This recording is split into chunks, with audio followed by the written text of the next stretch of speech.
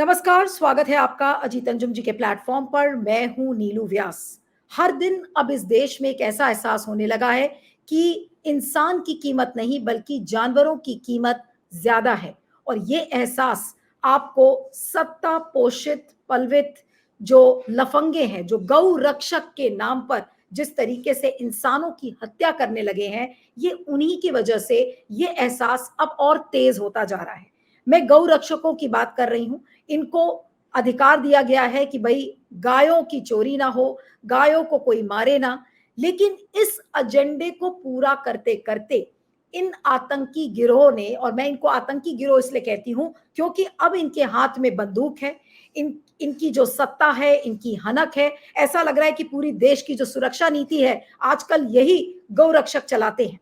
अब एक बहुत ही दर्दनाक, बहुत ही दुर्भाग्यपूर्ण एक मामला सामने आया है, और एक बार फिर से हरियाणा के फरीदाबाद का मामला है। ये 23 अगस्त का मामला था, जहां पर 19 साल का आर्यन मिश्रा, जो कि केवल 12वीं का छात्र था, 12वीं क्लास में पढ़ता था, और उसके परिवार वालों पे क्या बीत रही होगी जब वो 23 अगस्त की रात अपनी डस्टर कार में अपने कुछ दोस्तों के साथ रात को वो निकला था कि चलो नूडल्स खा लेते हैं। और नूडल्स खाते खाते इन गौरक्षकों ने उनका पीछा किया, और पीछा कहां तक किया, 25-30 किलोमीटर तक उस गाड़ी का उन्होंने पीछा किया, और अंत में उस आर्यन मिश्रा को गोली मारकर हत्या कर दी उसकी। अब जो लोग गिरफ्तार हुए हैं इसमें, उनका नाम है अनिल कौशिक, वरुण, कृष्णा, आदेश और सौरभ। ये लोग ये काउ विजिलेंटे ग्रुप के हैं, यानी कि इन्हें गौ रक्षक कहा जाता है। और इन्होंने ही कहा कि इनको ऐसी सूचना मिली थी कि डस्टर और फॉर्च्यूनर गाड़ी में कुछ लोग गायों की चोरी करने का मामला, उसकी इंफॉर्मेशन इनके पास आई थी। और जैसे ही इन्होंने ये डस्टर कार देखी, उसके पीछे लग गए। और उनका ये भी कहना था कि उन्होंने रोकने की कोशिश की लेकिन वो गाड़ी नहीं रुकी। तो पुलिस की सूत्रों से ये पता चला है कि आर्यन मिश्रा की गाड़ी में उसके दो दोस्त बैठे हुए थे, एक जिसका नाम था शैंकी और दूसरा हर्षित। और उनमें से एक किसी दोस्त की कोई लड़ाई किसी ग्रुप से हो गई थी, तो उनको लगा कि वो ग्रुप शायद इनका पीछा कर रहा है, और उन लड़कों ने गाड़ी नहीं रोकी। जो कि किसी भी लड़कों को, किसी भी ग्रुप को लग सकता है कि अगर उनकी लड़ाई किसी ग्रुप या गैंग से हुई है तो हो सकता है कि वो गैंग उनका पीछा कर रहा हो, और इसी डर के चलते उन्होंने गाड़ी नहीं रोकी। और गाड़ी नहीं रोकी, इसके चलते इन गौ रक्षकों ने गोली चला दी। और इनको ये लगा कि ये गौ तस्कर है, यानी कि गौ तस्कर हैं, कैटल स्मगलिंग कर रहे हैं, गायों की करेंगे। और इस शक के बिना पर उन्होंने 19 साल के इस लड़के को मार डाला। अब आप ये सोचिए कि उसके परिवार पर क्या बीत रही होगी, उसके पिता पर, उसके माँ बाप, उसके जो भाई बहन होंगे, उस परिवार वालों के ऊपर क्या बीत रही होगी कि गो तस्कर समझकर आपने उस लड़के की जान ले ली। आपने बिना कुछ सोचे समझे गोलियां चलाकर उस लड़के की जान ले ली। अब आप ये सोचिए कि ये गौरक्षक ये किस रूप में पनप रहे हैं। अब सवाल ये उठता है कि इन गौरक्षकों का जो अपॉइंटमेंट है ये कौन कर रहा है, ये किस डिपार्टमेंट के अधीन आते हैं, ऐसे कौन से नियम के तहत ये गोली चलाने पर मजबूर हो जाते हैं कि भाई गोली तो चला ही दो, देखी जाएगी बाद में। आज अगर इन पुलिस वालों ने अगर इनको पकड़ लिया है, तो क्या जिस तरीके की कार्रवाई करनी चाहिए, क्या उस तरीके की कार्रवाई इनके खिलाफ होगी ताकि वो सबक सीख सके। अब ये देखिए कि अभी तक क्या हो रहा था। गौरक्षकों के रडार पर कौन लोग थे, कभी पहलू खान था, कभी जुनैद था, कभी अशरफ अली थे, कभी साबिर मलिक था जो अभी हाल में हुआ है, और अब आर्यन मिश्रा भी इनके रडार पर आ गया है। यानी कि इस तरीके का आतंक और इस तरीके का डर इन लोगों ने फैलाया है, इस तरीके का माहौल क्रिएट कर दिया है कि मुसलमान तो मुसलमान, अब हिंदू भी इनसे अछूत नहीं रह गए हैं। क्योंकि इस तरीके का उन्माद इन गौरक्षकों ने समाज में फैलाने की कोशिश की है कि अब हर किसी की बारी इनके गोली का शिकार कोई भी हो सकता है, और किसी की भी बारी आ सकती है इन बेलगाम गौरक्षकों के ऊपर। अब आप ये सोचिए कि मोदी जी ने एक बार क्या कहा था कि ये गुंडे हैं, और गौरक्षकों की उन्होंने जिस तरह से आलोचना भी की थी। लेकिन सवाल ये उठता है कि ऐसी खुली छूट इन गौरक्षकों को क्यों मिली है। और वो सवाल मैं एक बार फिर से आपके ऊपर आपके सामने ला रही हूं कि ये जो उन्माद फैलाने वाला ये जो आतंकी गिरोह है, गौरक्षकों का, इनका अपॉइंटमेंट कौन करता है, ये किस डिपार्टमेंट के अधीन आते हैं, इनको कौन अधिकार इस बात का देता है कि आप आओ देखो न ताओ लेकिन आप गोली चला दो। तो इस चीज की अनुमति उनको किसने दी है? क्या इसके लिए पुलिस जिम्मेदार है? क्या आज हरियाणा के मुख्यमंत्री नायाब सिंह सैनी इस बात का जवाब देंगे? उनका जवाब तो अभी आपने देखा था 3-4 दिन पहले, जब साबिर मलिक, जो कि पश्चिम बंगाल का एक प्रवासी मजदूर था, उसको इस बिना पर पीट पीट कर उसको मार डाला गया कि उसने बीफ खाया है। तो उस पर नायाब सिंह सैनी का क्या जवाब आया था? उन्होंने कहा था कि देखिए, हमारे राज्य में तो बहुत कड़े सुरक्षा कानून बने हुए हैं और गौ माता हमारे लिए बहुत पूजनीय है, और अगर गौरक्षकों को इस तरीके की इंफॉर्मेशन अगर मिलेगी तो फिर उनको कौन रोक सकता है? एक राज्य का मुख्यमंत्री अगर इस तरीके का बयान देकर ये कहता है कि भाई गौरक्षकों को हम नहीं रोक सकते हैं क्योंकि गौ माता हमारे लिए बहुत पूजनीय है, तो आज क्या 19 साल के आर्यन मिश्रा के परिवार को, क्या नायाब सिंह सैनी ये बात जाकर कह सकते हैं कि इन गौरक्षकों को कौन रोक सकता था? क्योंकि इन गौरक्षकों को ये शक था कि ये गौ तस्कर है, और गौ तस्कर समझकर उस 19 साल के लड़के को गोली मारकर उसकी जान ले ली। अब आप ये सोचिए कि किस तरीके का उन्माद, किस तरीके की वैमनस्यता, किस तरीके की नफरत ये गौरक्षक समाज में फैला रहे हैं, और इनको खुली छूट मिली है, इनको लाइसेंस मिला है। आज हरियाणा में चुनाव, 5 अक्टूबर को चुनाव है, आज 3 सितंबर है, एग्जैक्टली ऑलमोस्ट 1 महीना बचा है, और 1 महीने पहले आज मैं ये सवाल पूरे देश के सामने रख रही हूं कि क्या हरियाणा में एक तालिबानी राज आ रहा है? साबिर मलिक को मार दिया जाता है पीट पीट कर क्योंकि उसने बीफ खाया है। आज आर्यन मिश्रा को इसलिए गोली मार दी गई क्योंकि उसको ये समझा गया कि वो तो गौ तस्कर है। आखिर ये तालिबानी राज नहीं तो और क्या है? और ऐसे तालिबानी राज का समर्थन क्या नायाब सिंह सैनी, जो हरियाणा के मुख्यमंत्री हैं, वो करते हैं, या ऐसे तालिबानी राज का समर्थन बीजेपी की केंद्रीय लीडरशिप करती है? अगर इस तरीके के गौरक्षक अगर पोषित और पलवित हो रहे हैं, उनको पाला जा रहा है गुंडों के रूप में, तो क्या आज मोदी जी को जवाब नहीं देना चाहिए? क्या बीजेपी के केंद्रीय नेतृत्व को इस पर जवाब नहीं देना चाहिए? क्या गृह मंत्री अमित शाह ने अपनी आंखों पर पट्टी बांध ली है कि आर्यन मिश्रा के हत्यारे, जिनको गौरक्षक कहा जाता है, वो गौ रक्षा के नाम पर किस तरीके की वारदातों को अंजाम दे रहे हैं? ये किस तरीके का समाज बनाने की कोशिश बीजेपी कर रही है? और ये गौरक्षक, क्या ये आतंकी हैं?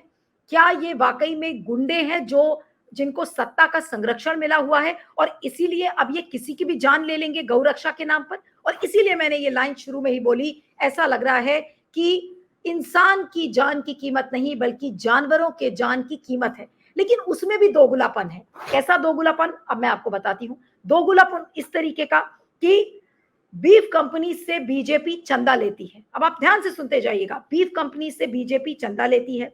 बीफ खाने वाले राज्यों में बिना रोक टोक के बीफ की सप्लाई बीजेपी करती है। लेकिन जब इन राज्यों में समाज में जब गुंडे छोड़ दिए जाते हैं गौ रक्षा के नाम पर, तो ये दोगुलापन नहीं तो और क्या है?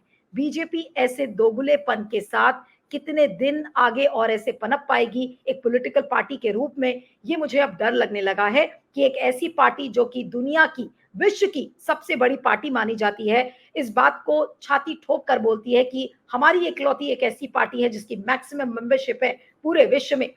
और ये मैक्सिमम मेंबरशिप वाली पार्टी ये किस तरीके के लोगों को संरक्षण देती है, हत्यारों को, जो कि लोगों की जान लेते हैं सिर्फ गौ रक्षा के नाम पर। तो आप ऐसे लोगों के बारे में आप क्या कहेंगे? अब ये घटना अगर आप देखें तो आज सोशल मीडिया पर टॉप ट्रेंडिंग सब्जेक्ट है हरियाणा के नाम पर। अब अगर आप सोशल मीडिया उठाकर, ट्विटर अभी उठाकर देखेंगे तो हरियाणा का जो ये हादसा है 19 साल के लड़के का, वो इस समय टॉप ट्रेंडिंग सब्जेक्ट में है। अब जिस तरीके की प्रतिक्रियाएं आ रही हैं वो मैं आपको बताना चाहूंगी कि क्या क्या लोगों ने लिखा है। एक सेकेंड।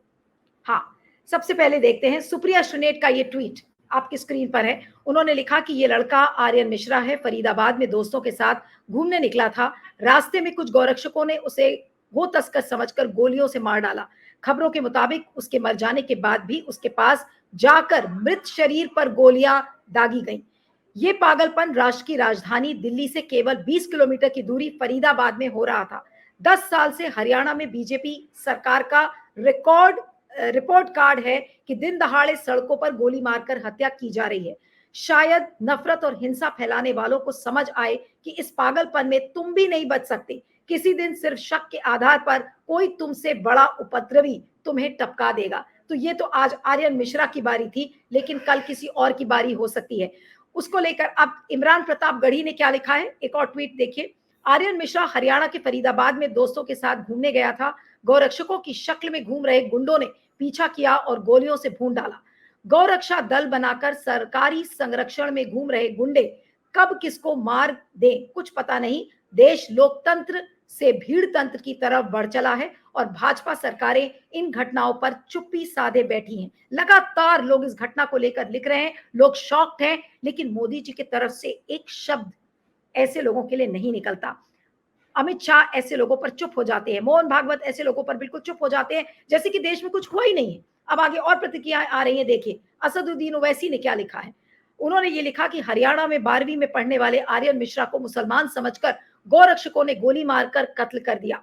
कुछ ही दिन पहले नायाब सिंह सैनी बीजेपी ने अपने सरकार की नीति साफ कर दी थी। उन्होंने कहा था कि गौरक्षा के नाम पर हो रहे आतंक को कौन रोक सकता है।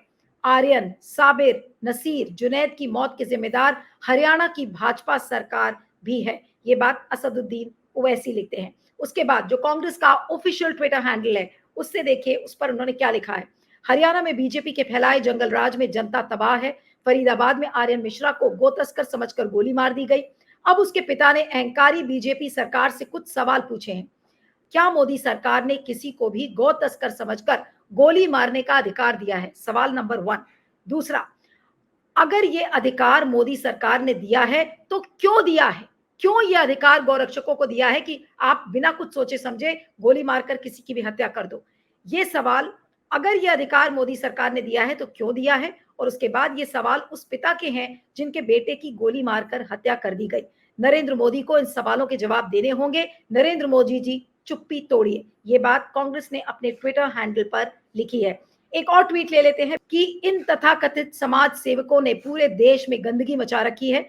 जल्दी लोकप्रिय होने की लालसा और अपने राजनीतिक आकाओं की सरपरस्ती के घालमेल ने ऐसे लफंगों को मान्यता दिला दी है। कभी गाय पाली नहीं, धर्म का ध पता नहीं और चल देते हैं धर्म बचाने। प्रधानमंत्री नरेंद्र मोदी जी ने पिछले वर्ष भी ऐसे लोगों को कानूनी सख्ती से निपटने का आह्वान किया था। अब तो पानी सिर के ऊपर जा रहा है। तो अगर कानून सख्ती से निपटने का अगर मोदी जी ने आह्वान किया था, तो आज मोदी जी चुप क्यों हैं? मोदी जी की मजबूरी क्या है इन गौरक्षकों के आगे? मैं ये सवाल आज पूरे देश के सामने रख रही हूं कि मोदी जी, अमित शाह, पूरी बीजेपी की इतनी इन गौरक्षकों के आगे क्यों मजबूर है? क्या इंसान की कीमत इन गाय की कीमत के आगे कुछ भी नहीं है? आज पूरा हमारा जो लोकतंत्र है, जिसको हम कहते हैं मदर ऑफ डेमोक्रेसी है, इसी मदर ऑफ डेमोक्रेसी में संविधान रोज इसी तरीके से तार-तार किया जा रहा है और हमारे नेता, हमारे प्रधानमंत्री, गृह मंत्री, बीजेपी के आला नेता केवल और केवल चुप है। उनके मुंह में दही जम चुकी है, आंखों में पट्टी बन चुकी है और एक शब्द भी आर्यन मिश्रा जैसे हादसों पर बोलने के लिए इनके पास नहीं है। शर्म आती है कभी कभी ऐसे देश में रहने के लिए कि इस देश का माहौल क्या हो गया है। और वापस उसी लाइन को अंत में यही दोहराना चाहूंगी कि क्या हरियाणा में तालिबानी राज आ गया है और क्या हरियाणा की जनता ऐसे तालिबानी राज को सहमति देगी? ये इस सवाल के साथ इस वीडियो को मैं खत्म करती हूं। बने रहिएगा मेरे साथ अजीत अंजुम जी के प्लेटफॉर्म। Thank you.